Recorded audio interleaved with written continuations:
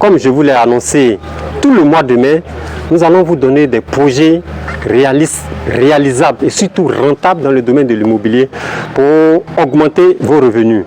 Et dans cette vidéo, nous allons voir un pan de l'investissement immobilier, un pan dans lequel je suis.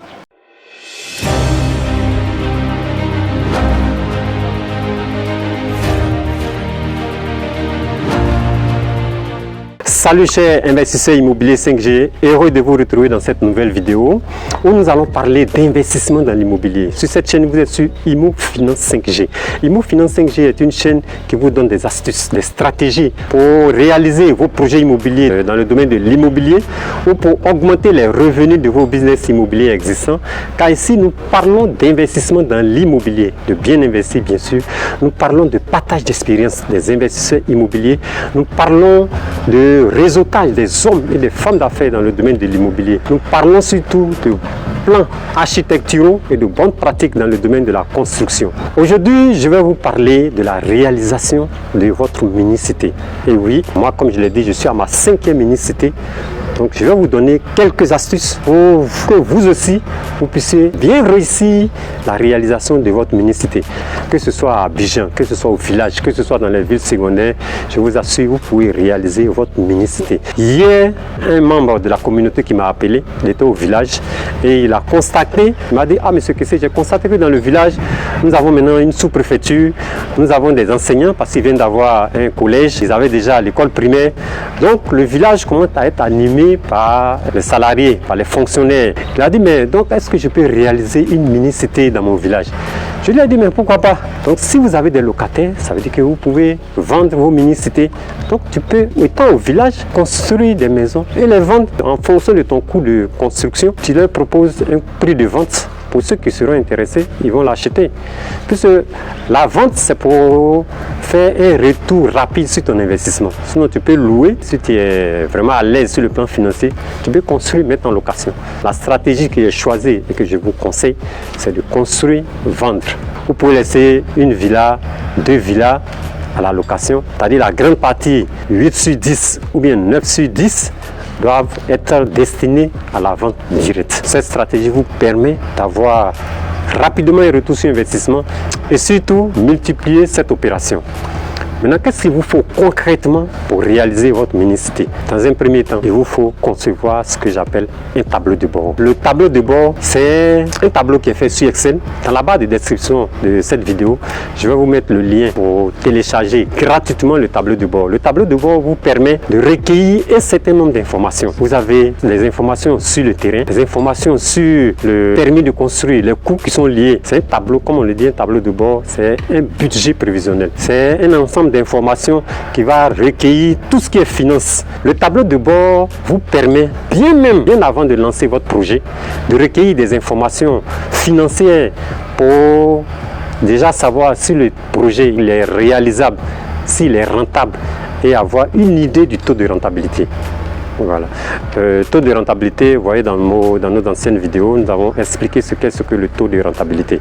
Donc, normalement, pour une mini-cité, le taux de rentabilité doit être autour de 30%. Après 30%, vous avez un bon taux de rentabilité. Vous pouvez lancer votre mini-cité. Mais n'empêche que dans certains endroits, vous pouvez vous retrouver à 25% minimum. Sinon, là-bas, la moyenne, c'est 30%. Donc, une fois que vous avez renseigné toutes les colonnes de votre tableau de bord, vous avez sorti votre taux de rentabilité qui est de 30%, mes chers amis, vous pouvez vous lancer. Et dans la réalisation de votre mini-cité, l'un des points aussi, c'est d'avoir le terrain. En Côte d'Ivoire, avoir un terrain sous-entend que vous avez l'ACD, qui est l'arrêté de concession définitive. L'ACD ou le CMPF, puisque dans la vie d'un terrain, il peut avoir qu'un seul ACD. Tout ce qui va suivre sur le terrain, par exemple, si vous le vendez ou bien si vous le cédez à une tierce personne, on ne va plus faire l'ACD pour ce même terrain, on va faire ce qu'on appelle le CMPF, le certificat de mutation de la propriété foncière. Mais les deux documents ont la même valeur juridique. Après l'ACD, où l'État vous donne la pleine propriété sur le terrain, vous devez maintenant faire le permis de construire, proposer un plan à l'administration. Le plan est validé avec l'aide d'un architecte. vous faites ce qu'on appelle le permis de construire. Si vous avez ces deux documents très importants pour la réalisation de votre mini-cité, à savoir l'ACD et le permis de construire, maintenant ce qui vous reste, c'est bien sûr les finances pour la construction. Mais au niveau de la construction, il ne faut pas choisir un maçon, même s'il est bon. Je le répète toujours, même si un maçon il est bon, il faut toujours prendre un entrepreneur constructeur qui a beaucoup de corps de métier à l'intérieur de sa structure. Donc on a l'ACD, on a le permis de construire, on a notre promoteur constructeur. Nous sommes dans le domaine de l'immobilier. Il faut toujours être accompagné d'un homme de loi, soit un notaire, soit un avocat mais qui maîtrise l'immobilier, soit un juriste. Mais tout est-il qu'il faut toujours se faire accompagner par un homme de loi. Donc une fois que vous avez tous ces éléments réunis, chers amis, que ce soit à Abidjan, que ce soit dans les villes de l'intérieur, que ce soit dans votre village, vous pouvez réaliser aisément votre tableau de bord. Donc pour ceux qui n'ont pas pu suivre les éditions, les dîners de l'immobilier, où nous avons passé en revue près de 12 modules concernant la réalisation des mini-cités, parce qu'il y a la partie fiscalité, le statut qu'il faut utiliser si vous voulez réaliser une mini-cité. À certains cas, on dit mini-cité et ils voient seulement les maisons basses, les duplex. Non, nous avons des mini-cités horizontales et des mini-cités verticales. Vous pouvez faire des mini-cités avec des immeubles. Ça existe, il y a des mini-cités verticales. Là aussi, il y a la réglementation, ou du moins, il y a la tolérance du ministère qui nous accorde. Donc, toutes ces informations, si vous n'avez pas pu suivre avec nous en présentiel les dîners de l'immobilier, je vous conseille, je vais vous mettre à disposition les vidéos qui vont parcourir l'ensemble des 10 modules, des 12 modules pour vraiment vous aider à réaliser votre mini-cité. Ces vidéos sont disponibles dans la barre de description de cette vidéo également. Je vais vous mettre les liens où vous pouvez les télécharger. Donc, c'est toutes ces informations, comme je l'ai dit, dans ce mois de mai, nous allons parcourir tout ce qui est projet immobilier rentable, réalisable. Mais le problème il est simple. Parce que moi, dans mon entendement, je ne sais pas si c'est une déformation professionnelle du fait que j'ai changé de métier, mais quand je dis à quelqu'un, ou bien quand quelqu'un me dit non, j'ai un terrain, pour moi, ça veut dire que tu as l'ACD. Parce que quand tu n'as pas l'ACD, mon ami, tu n'as pas un terrain, tu es en cours d'acquisition d'un terrain. Quand tu dis j'ai un terrain, ça veut dire que l'État de Côte d'Ivoire te confère la pleine propriété. Tu es propriétaire à 100%. On peut être propriétaire à 100%, il te faut avoir l'arrêté de concession définitive si c'est le premier document de l'ACD ou le CMPF, le certificat de mutation de la propriété foncière. Les deux documents ont la même valeur juridique. Donc si tu as l'un ou l'autre, il y a un troisième qui est le titre foncier, date d'avant 2013. Puisque l'ACD a été introduit dans le domaine du foncier urbain à partir de juillet 2013. Et c'est depuis Korogo, lors d'un conseil de ministres, le ministre a signé le décret. Donc, à partir de 2013, non, depuis 2013, il faut avoir l'ACD pour dire je suis propriétaire. Le permis de construire, tu es le propriétaire, c'est vrai, tu as l'ACD.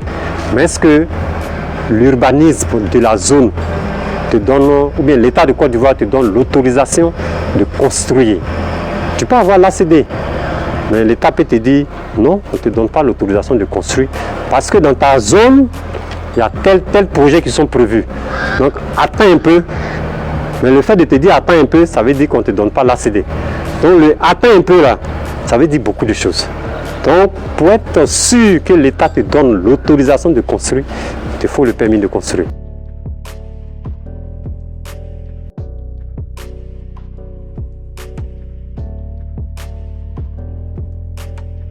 Il faut dès maintenant t'habituer à travailler sur des normes. La majorité des ouvriers ne sont pas qualifiés. Mais pour minimiser les coûts, il est préférable de prendre un entrepreneur constructeur.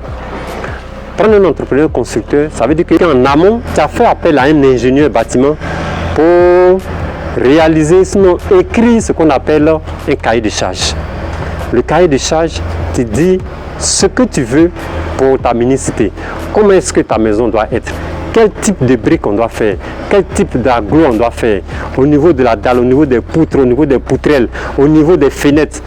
tout. Donc tout est rédigé dans un cahier. C'est tous ces éléments réunis qui forment ton cahier de charge. Vous n'êtes pas expert, faites appel à un ingénieur bâtiment. Il va rédiger le cahier de charge en fonction du plan, bien sûr. En fonction du plan, il va faire ce qu'on appelle le devis quantitatif estimatif sans les prix. C'est-à-dire il va sortir le nombre de briques, le nombre de fer, le nombre de tonnes de ciment, le nombre de tonnes de gravier, les quantités de chargement de sable. Il va mettre tout ça, mais sans les prix. Et vous allez faire ce qu'on appelle un appel d'offres. Vous voyez les constructeurs dans la ville, vous les consultez et chacun va te faire un retour. Tous ces éléments, nous les voyons au dîner de l'immobilier lors de la masterclass réussir la réalisation de ma mini-cité de A à Z. Alors, le maçon, il est bon, mais il est bon uniquement dans la maçonnerie. Donc voici un peu l'esprit dans lequel nous voulons évoluer avec les mini-cités. Comme je l'ai dit, c'est une classe préparatoire.